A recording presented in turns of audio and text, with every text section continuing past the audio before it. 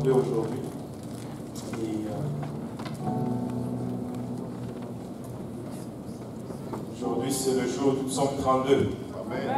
On a parlé à l'Est et on va partager la même chose également ici aujourd'hui. J'avais autre chose préparée, mais le Seigneur nous conduit là-dedans. Et je pense que ça va parler aussi à quelqu'un ici aujourd'hui. Psaume 32, si vous l'avez trouvé, dites Amen. Amen. On va lire les 7 premiers versets. Si vous pouvez le lire avec moi. Psaume 32, le premier verset de David, cantique. Heureux celui à qui la transgression est permise, à qui les péchés est pardonné. Heureux l'homme à qui l'Éternel ne pute pas d'iniquité, dans l'esprit duquel il n'y a point de fraude. Tant que je me suis tu, mes os se consumés. Je gémissais toute la journée, car nuit et jour, ta main s'appesantissait sur moi. Ma vigueur n'était plus que sécheresse comme celle de l'été. Je t'ai fait connaître mon péché, je n'ai pas caché mon iniquité. J'ai dit, j'avouerai mes transgressions à l'Éternel, et tu as effacé la peine de mon péché. Qu'ainsi tout homme pieux te prie, ô temps convenable, si de grandes eaux débordent, elles ne l'atteindront nullement. Tu es un asile pour moi, tu me garantis de la détresse, tu m'entoures de chants et de délivrance. Prions tous ensemble. Seigneur Jésus-Christ, nous voici encore une fois, Seigneur, face à ta parole et face à ta présence, Seigneur. Premièrement, nous voulons te remercier pour cette présence parmi nous, Papa. Nous reconnaissons, Seigneur, que, Papa, le prix que tu as payé pour que nous puissions avoir accès à toi et t'élever. Merci pour le sacrifice de la croix. Merci pour le sang versé. Merci pour l'humiliation endurée, Seigneur. Ce moment, lorsque nous venons, Papa, pour recevoir de ta part, nous reconnaissons une autre chose, que nous sommes des hommes naturels, des hommes charnels. Les choses spirituelles sont folie pour nous et nous pouvons le saisir avec notre intelligence. C'est pourquoi nous avons besoin de ton aide. Aide-nous tous ensemble et nous te prions. Aide-moi afin que je puisse apporter cette parole sans crainte, ni faveur, ni hésitation, Seigneur. Et aide-nous tous ensemble, Père, afin que nous puissions la recevoir et qu'elle puisse produire le fruit en nous, le fruit digne de repentance, le fruit qui nous conduise jusque dans la vie éternelle. Au nom de Jésus, nous te prions, avec action de grâce dans nos cœurs. Nous disons tous au nom de Jésus. Alléluia. Pour nous battre nos mains pour ça.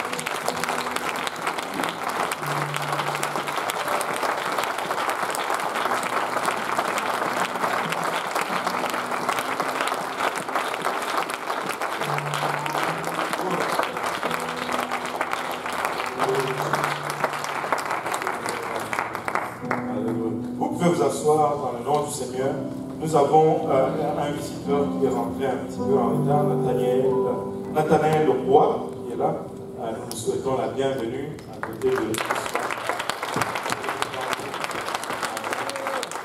Alléluia. Le Seigneur est bon, n'est-ce pas? Le Seigneur est merveilleux. La Bible contient plusieurs personnages. Et dernièrement, les enfants me posaient la question, quel est ton personnage préféré dans la Bible, papa? J'ai eu un peu de difficultés parce que il y a plusieurs personnages que tu peux regarder et quand tu choisis un, c'est comme si tu négligeais un autre. Mais le premier personnage qui m'est venu à cœur, ou que le premier personnage de la Bible qui me touche énormément, c'est Jonathan. Pas parce que mon fils s'appelle Jonathan, mais parce que Jonathan dans la Bible, c'est un personnage extraordinaire. Jonathan, c'est un homme d'État par excellence. Premièrement, on n'en parle pas beaucoup de Jonathan dans la Bible. On parle plutôt de David que de Jonathan. Mais Jonathan, c'est un personnage extraordinaire. Un personnage qui était à mesure de se sacrifier son intérêt pour l'intérêt de la nation. Jonathan était l'héritier du trône il était le fils du roi. Le pouvoir lui revenait par naissance. Mais il a vu que Dieu avait choisi David. Et il a cédé son trône à David. Parce que c'était dans l'intérêt de la nation que David règne. Quel sens d'humilité, quel manque d'égoïsme, quel sens du devoir qu'est ce personnage. Bien qu'on ne parle pas beaucoup de Jonathan, c'est un homme qui n'avait pas peur d'aller face à l'ennemi, lui et son porteur d'armes plutôt, et tout seul face à tout un camp, et amener ainsi une grande victoire pour Israël. Non seulement Jonathan était brave, mais Jonathan était humble, et Jonathan était un homme d'État. Il mettait l'intérêt de la nation avant ses propres intérêts. Et un personnage extraordinaire. Bien sûr, David m'est venu aussi en tête. Et David, c'est le personnage que la plupart des gens vont regarder. Et la Bible nous dit de David que c'est un homme au cœur selon Dieu. Un homme extraordinaire pour qui plaire à Dieu venait avant plaire aux hommes. Plaire à Dieu venait avant même se faire plaisir à soi-même pour David. C'était un homme qui, quand tu vois ses actes, il est constamment à la recherche de la volonté de Dieu et de ce que Dieu veut pour lui et pour ses actions. C'était un homme qui a commencé jeune. Son cœur était tellement à Dieu que la Bible nous dit qu'il est un homme au cœur selon Dieu. Mais même cet homme au cœur selon Dieu, un jour, il a eu une défaillance. Il s'est relâché un jour. Nous ne pouvons pas permettre de nous relâcher. Nous pouvons prendre congé, mais nous ne pouvons pas relâcher. Je peux prendre congé, mais même dans mes vacances, je ne peux pas relâcher ma marche avec le Seigneur. Parce que quand tu relâches ta marche avec le Seigneur, tu deviens une proie pour l'ennemi. Et l'ennemi ne cherche qu'une occasion pour te dévorer. David, alors que le peuple, la nation était en guerre, David a voulu relâcher un peu. Il est resté à la maison et il s'est promené sur le toit. Et là, du toit, il a vu cette femme qui prenait son bain. Et elle s'appelait Bathsheba. Et par la suite, il est tombé en adultère avec cette femme. Et ça amenait un péché, je pense, le péché le plus important dans la vie de David. Après que la femme soit enceinte, il a fait tuer son mari, et il a pris sa femme pour épouse, et il voulait camoufler ainsi l'histoire. Personne n'allait savoir. Peut-être que personne ne savait, mais Dieu savait. Nous pouvons nous cacher des hommes, mais nous ne pouvons nous cacher de Dieu. Dieu le voyait et finalement Dieu a envoyé le prophète pour parler à David. Nathan est allé voir David, il lui a raconté une histoire utilisant une brebis. David était familier, David était berger. Il a grandi comme berger. Il savait c'était quoi l'amour d'un berger pour sa brebis. Et Nathan a utilisé cette histoire pour amener David à conviction. Un berger avait une brebis, l'autre avait 100 brebis, mais lorsqu'il a eu des visiteurs, il n'a pas pris une de ces brebis pour accueillir ce visiteur. Il est allé à côté chez le voisin, il a pris la seule brebis, et David était furieux. Et dans sa colère, il déclare une sentence pour un tel homme, une telle personne. Cet homme doit mourir dans mon royaume. Une telle injustice ne se fera pas. Et Nathan pointe son doigt vers le roi. Cet homme, c'est toi le roi. Avec toute ton harem, avec toute ta multitude de femmes, tu n'en avais pas assez pour que tu ailles prendre la femme de ton serviteur. Et David, quand il a entendu cela, il est tombé face à terre, il est tombé devant Dieu et il a écrit un des psaumes auquel nous recourons souvent lorsque nous voulons demander pardon à Dieu. Il a écrit le psaume 51. Je pense que la majorité d'entre nous ont déjà prié le psaume 51 au moins une fois dans leur vie. Je pense que des moments de détresse, nous recourons au psaume 51 et nous prions ce psaume. Je ne sais pas pour vous, mais moi je l'ai déjà prié, je l'ai déjà chanté, je l'ai déjà dansé, je l'ai déjà pleuré, parce que j'ai eu beaucoup de choses à me repentir dans la vie. Alléluia. Nous connaissons le psaume de David. Crée en moi un cœur pur, oh Dieu. C'était un cri de désespoir, un cri profond. Il était en train de dire, je ne veux même plus du cœur que j'ai. Parce qu'il est tellement mauvais. Mais je veux que tu me donnes un cœur nouveau. Crée en moi. Il a utilisé le mot créer. Quand on dit créer, on part de quelque chose, de rien, pour avoir quelque chose qui n'existait pas. Et David est en train de dire, je ne veux même plus de ce cœur. David, c'est lui dont on dit, c'est un homme au cœur selon Dieu. Il dit à Dieu, je ne veux plus de ce cœur. Crée en moi un cœur pur. Vous savez, tu ne peux pas t'appuyer sur ton cœur pour marcher avec Dieu. Les gens disent, oh j'ai seulement suivi mon cœur. Folie. La Bible dit, le cœur est tortueux et méchant par-dessus toute chose. Qui peut le connaître? Tu ne peux pas t'appuyer sur ton cœur pour suivre Dieu. Et David a péché et le péché l'a séparé de Dieu. Et pendant longtemps, il est resté séparé de Dieu avant que le prophète ne vienne le voir. Il est passé une longue période. Et après que le prophète l'ait vu, il a écrit le psaume 51. Mais le psaume 32 que nous avons lu a été écrit après qu'il ait écrit le psaume 51. Le psaume 32 vient chronologiquement après le psaume 51. David est en train de se rappeler ces jours où il cachait son péché à l'Éternel. Et il dit, heureux celui à qui la transgression est remise, à qui le péché est pardonné. Le péché est un problème pour nous. Ésaïe 59, verset 1 nous dit ceci. Non, la main de l'Éternel n'est pas trop courte pour sauver.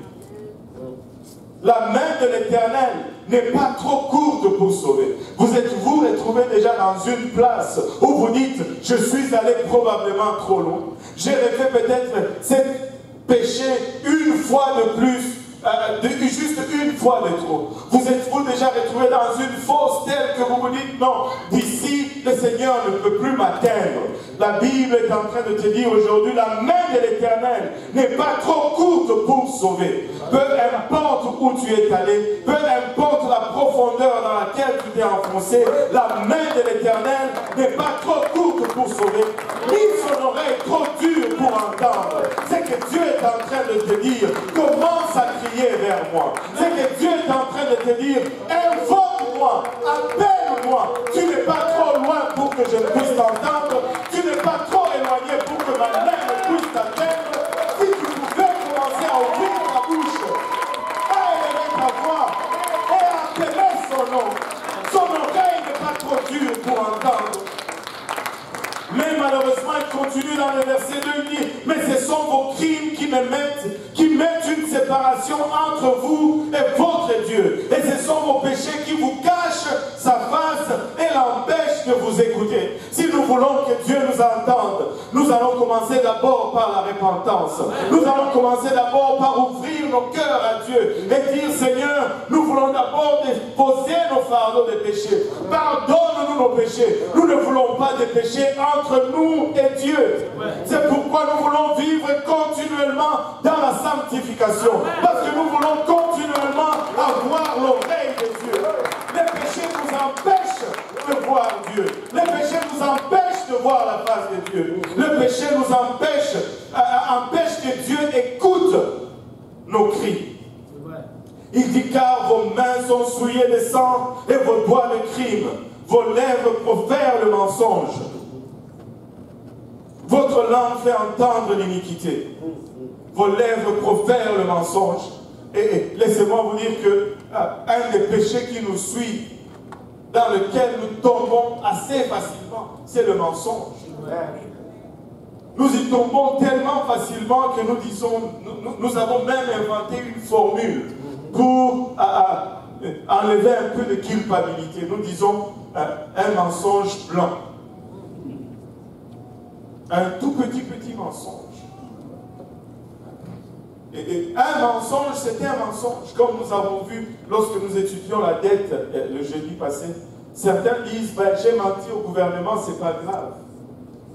Si tu mens au gouvernement, tu mens à nous tous. Tu mens à toute une nation. C'est plus grave. Oh, alléluia. Amen. Tu sais, des fois, il y a de ces mensonges qui viennent tout seuls. Tu te retrouves dans une situation et c'est comme si ça sort tout simplement. Tu ne voulais pas mentir, mais il sort. Tu essaies de le rattraper, mais trop tard. Même dans des cas comme ça, nous pouvons retourner à Dieu et demander pardon. Dieu dit sa main n'est pas trop courte pour nous atteindre. Regardez, il dit ceci, nul ne se plaint avec justice. Nul ne se plaint avec justice. Il dit, personne ne se plaint avec justice. Ça veut dire que quand tu te plains, tu n'as pas la justice. Je vais vous expliquer pourquoi. Parce que dès le départ, nous sommes tous pécheurs. Et quand je suis offensé, j'ai remarqué une chose. 99,9% du temps, c'est parce que Dieu veut me montrer quelque chose dans mon cœur. Je suis celui qui est sondé quand je suis offensé. Je suis celui qui est éprouvé ou mis à l'épreuve pour voir s'il y a de l'amour en moi. Pour voir s'il y a de la patience en moi. Pour voir s'il y a de la compassion en moi. L'épreuve est là pour révéler ce qu'il y a dans le cœur. Dieu le sait. Mais nous ne le savons pas. Nous sommes très mauvais juges de nous-mêmes. Nul ne se plaint avec justice. Nul ne plaide avec droiture. Ils s'appuient sur les choses vaines et disent des faussetés. Ils conçoivent le mal et enfantent le crime. Une situation désespérée. C'est ce qui est décrit ici. Mais nous allons reposer notre espoir sur le premier verset, qui nous dit, non, la main de l'Éternel n'est pas trop courte pour sauver. Regardez avec moi autre chose ici. Jérémie 5, verset 23, nous dit, ce peuple a un cœur indocile et rebelle. Vous savez, je dis ça à l'église de l'Est, ces prophètes de l'ancien temps, ils cognaient dur. Ils n'avaient pas de diplomatie. Ils disaient, ils n'arrondissaient pas le coin. Il dit, ce peuple a un cœur indocile et rebelle. Ils se révoltent et s'en vont. Ils ne disent pas dans leur cœur, craignons l'Éternel, notre Dieu, qui donne la pluie à son temps, la pluie de la première et de l'arrière-saison, et qui nous réserve les semaines destinées à la moisson, que tout le monde dise bénédiction. Et c'est à cause, au verset 25, de vos iniquités, que ces dispensations n'ont pas lieu. Ce sont vos péchés qui vous privent de ces biens. Nous avons intérêt de nous débarrasser de nos péchés. Nous avons intérêt d'aller devant Dieu et de tomber et de pleurer et de prier le psaume 51. Parce que quand nous le prions, nous pouvons prier après avec David et dire, heureux celui à qui la transgression est remise. Parce que celui à qui la transgression est remise, il n'y a plus d'obstacle entre lui et Dieu. Celui à qui la transgression est remise, alléluia, les dispensations de Dieu prennent place et prennent naissance dans sa vie. à qui le péché est pardonné. Il continue à dire, heureux l'homme à qui l'Éternel n'impute pas d'iniquité, et dans l'esprit duquel il n'y a point de fraude. Tant que je me suis tué, mes os s'est consumé. J'ai péché, mais j'ai gardé silence. J'ai péché, mais j'ai enseveli mon péché. J'ai péché, mais j'ai caché mon péché. Mais vous savez, si tu as un grain de maïs et que tu fais un trou dans la terre, tu l'enterres pour ne plus le voir ou la voir. Quelques mois après, tu auras plusieurs grains de maïs. La meilleure façon de dealer ou d'adresser le péché, c'est de l'exposer. Amen. Si tu n'exposes pas le péché, il va grandir et il va se multiplier. Amen. Si tu continues à te cacher, ton péché va être encore plus grand et tu vas avoir encore plus de difficultés à l'adresser. Mais expose les péchés, mets la lumière sur le péché. C'est ce que le Seigneur a fait avec le péché. Il a exposé publiquement les clouants à la croix, au vu et au su de tous. On expose les péchés. Et quand tu t'étais, tes os se consument. Regardez, si tes os se consument, tu n'as plus d'eau, tu ne peux plus te tenir droit. Sans eau, tu ne peux pas te tenir droit. Ta peau tombe comme un sac.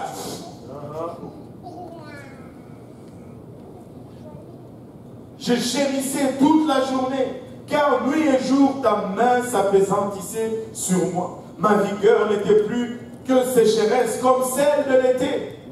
Et ça, c'est un signe que tu observes toujours.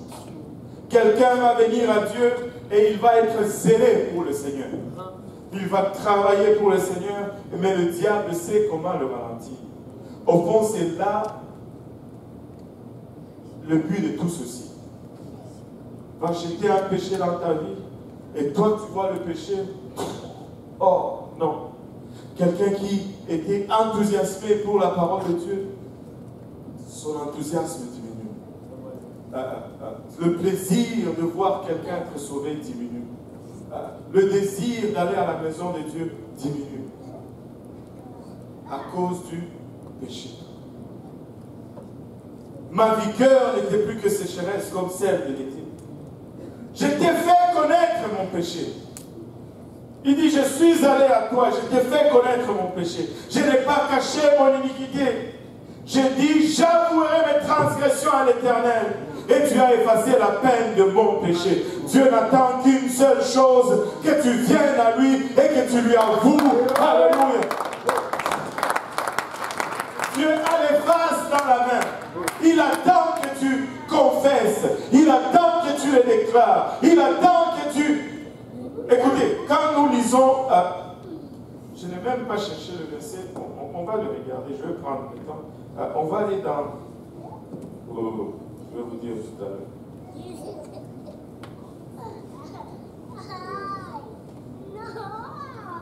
Non.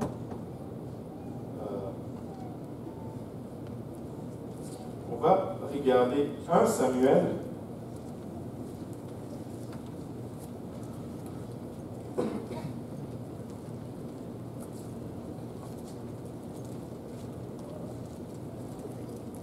Non, c'est pas 1 Samuel, c'est 2 Samuel.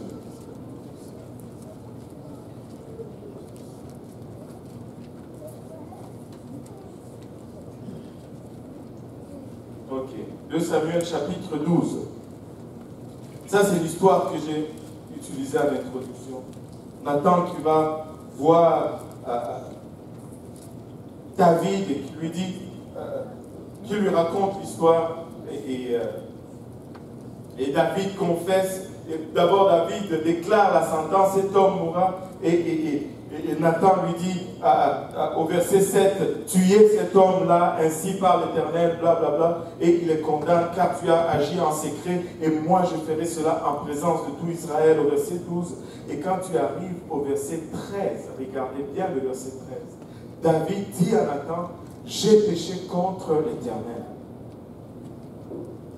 Et le verset 3548 dit ceci. Parce que certaines personnes, c'est ça la conception. Non, le même verset. dans le même verset, le verset 13, et Nathan dit à David, l'Éternel pardonne ton péché. Tu ne mourras pas. Il n'a pas attendu un verset plus loin même. Dans le même verset, tout ce que Dieu attend, c'est que tu cours après lui. Tout ce que Dieu attend, c'est que tu ailles vers lui avec un cœur ouvert, avec un cœur sincère, et lui dire, Seigneur, j'ai péché, aide-moi, enlève mon iniquité, pardonne-moi. Et le Seigneur va ôter ton iniquité. Dieu désire pardonner, c'est le désir de Dieu que nul ne périsse, mais que tous viennent à la repentance. Mais nous devons aller à Dieu et déclarer nos péchés. Il dit, je t'ai fait connaître mon péché, je n'ai pas caché mon iniquité, j'ai dit, j'avouerai mes transgressions à l'Éternel, et tu as effacé la peine de mon péché.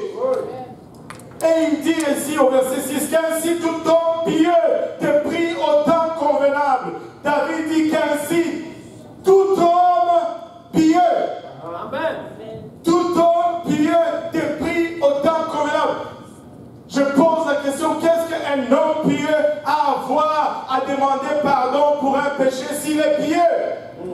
David est en train de nous dire, peu importe comment, un jour tu tomberas.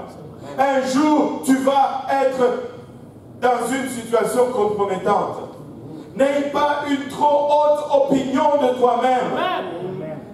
Humilie-toi, cours vers Dieu. Il dit qu'un homme pieux doit prier ainsi. Il doit aller vers Dieu sans fraude dans son cœur. Et ça, c'est notre problème. Souvent, nous allons vers Dieu avec un cœur frauduleux. L'honnêteté est cruciale. Nous devons être sincères devant Dieu. Je vais aller devant Dieu sans fraude dans mon cœur. Je vais aller devant Dieu avec un cœur ouvert.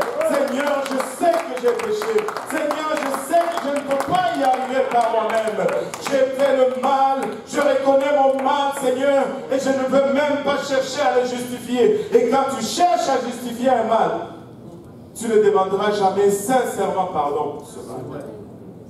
Parce que ce mal est déjà justifié à tes yeux. Il n'y a pas de justification pour le péché.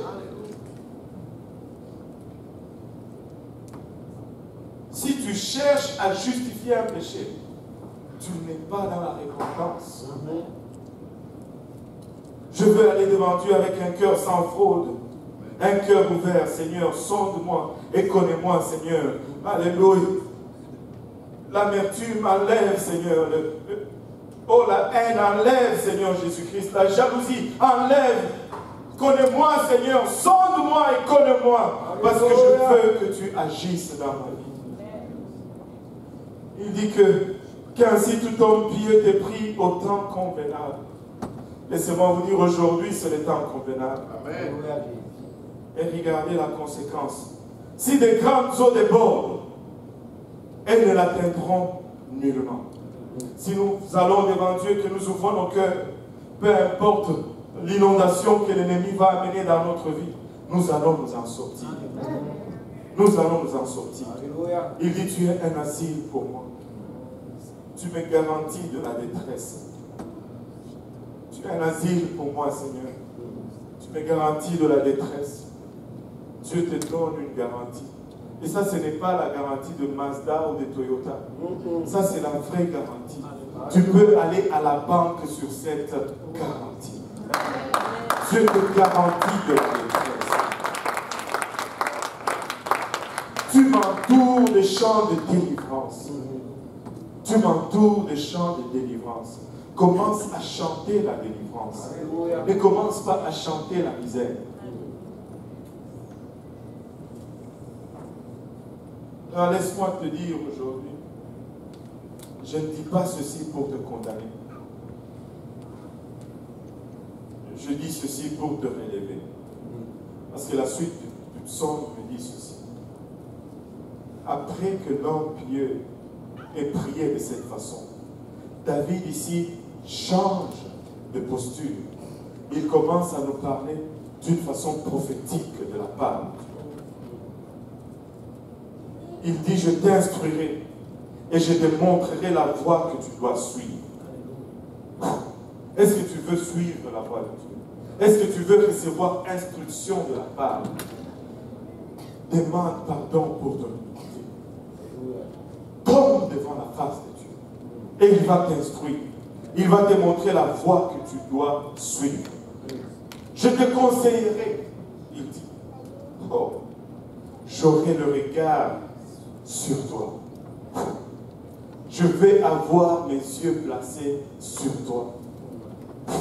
Je veux avoir le regard de Dieu placé sur moi. Mais je dois aller d'abord devant Dieu avec un cœur sans fraude. Si je vais devant Dieu avec un cœur sans fraude, Dieu va me montrer la voie que je dois suivre. Dieu va me conseiller. Dieu va poser son regard sur moi. Oh, alléluia. Rien ne va plus m'arriver. Dieu me regarde. Il dit, ne sois pas comme un cheval ou un mule sans intelligence. On le bride avec un frein et un mot dont on les part afin qu'il ne se rapproche point de toi. Regarde. Qu'est-ce que David est en train d'essayer de nous dire ici? C'est que le diable fait avec le péché, au fait. D'abord, il te donne le premier mensonge. Tu tombes dans le péché. Et maintenant, à cause de ces péchés, tu ne veux plus t'approcher de Dieu. Pour une raison ou pour une autre. Oh, moi je suis indigne. Oh, moi je suis incapable. Oh, et ceci et cela. J'ai péché, c'est trop grave. Écoute, que tes péchés soient graves, Dieu le sait déjà. Amen. Tu n'as pas besoin de le lui dire. Il connaît la gravité. Il connaît exactement. Oh oui. Mais il dit néanmoins que sa main n'est pas courte pour sauver. Maintenant, quand tu rentres dans le péché, si tu ne passes pas par le processus de la repentance et de demander pardon, le péché commence maintenant à te contrôler, comme les morts qu'on place dans la bouche du cheval. C'est ça qui gère maintenant ta vie. Va devant Dieu avec un cœur sans fraude. Et sors ces morts de la bouche et marche encore une fois selon les directives de Dieu. Ne laisse pas le péché saisir et contrôler ta vie. C'est une chose qui est faillir à ce premier mensonge. Mais ce qui est maintenant fatal, c'est faillir à ce deuxième mensonge. Parce que le premier mensonge te met dans le péché. Mais le deuxième mensonge veut te garder dans le péché. Mais Dieu dit, tu n'as pas besoin de rester dans le péché. N'achète pas le deuxième mensonge du diable. Dieu est volontiers pour parler. Il attend que tu cries à lui. Il attend que tu invoques ton nom. Le diable est un menteur. Le diable veut te condamner. Mais Dieu veut te convaincre.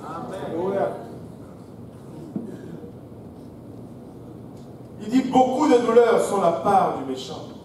Mais c'est lui qui se confie en l'Éternel est environné de sa grâce. Confie-toi à l'Éternel. Nous l'avons chanté aujourd'hui. Notre espoir est établi sur son amour et sa justice. Je m'appuie et je me confie en toi. Je compterai sur toi. Appuie-toi sur l'Éternel. Parce que beaucoup de douleurs sont la part du méchant. Écoute, le diable peut donner, mais il donne à un prix très élevé. Notre problème, c'est que nous ne nous assoyons jamais pour calculer ce que ça nous coûte. Si tu t'assois, tu prends un crayon et une feuille, et tu commences à calculer, Dieu donne sans douleur. Dieu donne sans douleur. Il dit, juste, réjouissez-vous en l'Éternel et soyez dans l'allégresse, poussez des cris de joie pour tous qui êtes droit des cœurs. La droiture du cœur, ce n'est pas le fait de ne pas tomber. La droiture du cœur, c'est la capacité d'aller vers Dieu plutôt, avec un cœur sans fraude. avec un cœur honnête et sincère. Je veux aller devant Dieu et plaider. Je veux lui dire, Seigneur, je sais, je connais mon état. Je ne veux rien cacher. Nous ne voulons pas que tu le confesses non plus à n'importe qui. Je ne suis pas en train de dire maintenant que tu vas mettre tous tes péchés, tu vas les dire à tout le monde. Nous ne voulons pas un autre journal de Montréal dans l'église. En fait, si tu parles avec quelqu'un, quelqu'un te rapporte toujours ce que les autres ont fait, ne lui dis pas tes affaires. Parce qu'il va aller rapporter aux autres ce que toi aussi tu as fait.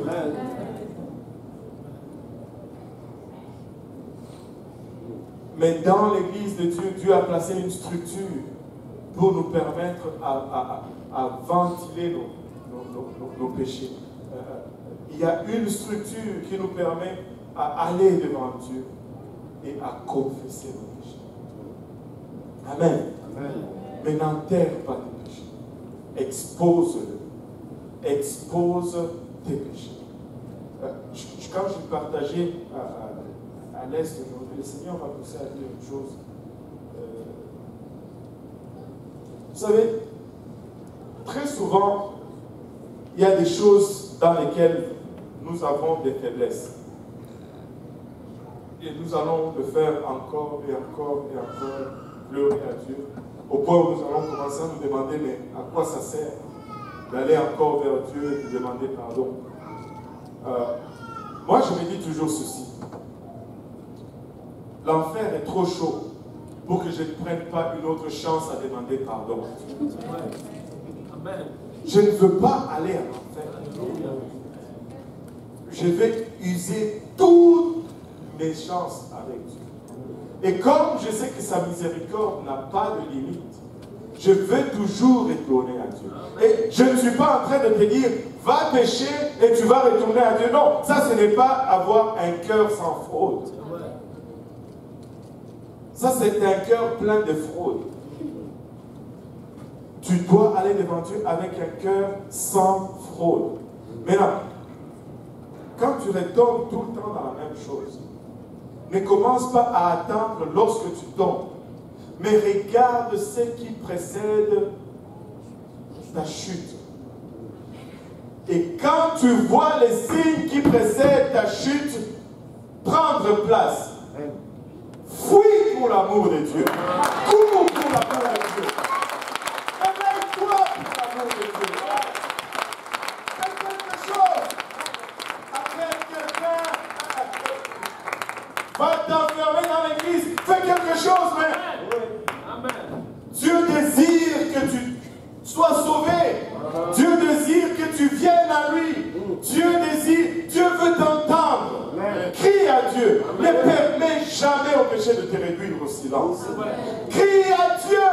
Lève la voix et crie à Dieu. Il n'y en a aucun autre vers qui tu vas crier. Si tu ne cries pas à Dieu, à qui vas-tu crier? Vers qui vas-tu aller? Il n'y en a point d'autre. Tombe au pied de Dieu. Cours encore vers Dieu. Prie encore vers Dieu. Mais vas-y avec un cœur sans fraude, avec un cœur droit, avec un cœur sincère et honnête. Mets tes cartes sur la table et vois Dieu s'il ne peut pas te sortir de ton trou. Non, la main de l'Éternel n'est pas trop courte pour sauver. Si nous désirons le salut, nous allons l'avoir. Si nous voulons qu'il nous entende, il va nous entendre. La Bible nous dit le juste tombe 7 fois et il se relève. La Bible nous dit ne te réjouis pas contre moi, ô mon ennemi. Parce que lorsque je tombe, je me relèverai. Même si je suis assis dans les ténèbres, l'Éternel sera ma lumière. Écoute, alléluia. Relève-toi, alléluia, et marche avec Dieu. Relève-toi et marche avec Dieu. Alléluia. Si tu veux avancer vers Dieu avec un cœur sincère, un cœur sans fraude, veux-tu te lever aujourd'hui?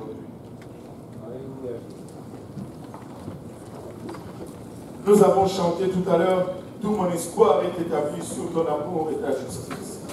Je tiendrai bon, je compterai sur toi. Et après nous avons chanté, il est Dieu, que la terre résonne sa louange. Oui, il reviendra bientôt, il reviendra bientôt. Le Seigneur est à la porte. Le Seigneur est à la porte. S'il y a un temps convenable, c'est celui-ci. S'il y a un temps où nous devons courir vers Dieu, c'est celui-ci. S'il y a un temps où nous devons venir avec nos cœurs brisés vers Dieu, c'est aujourd'hui. Dieu est volontiers de pardonner. Dieu est volontiers de pardonner. Mais si nous ne le demandons pas, si nous ne tombons pas à ses pieds, il ne pourra pas relâcher son bras. Si nous pouvons venir tous en avant juste pour un moment, les hommes encore une fois à ma gauche, les dames à ma droite, et nous allons prendre le temps d'ouvrir nos cœurs à Dieu.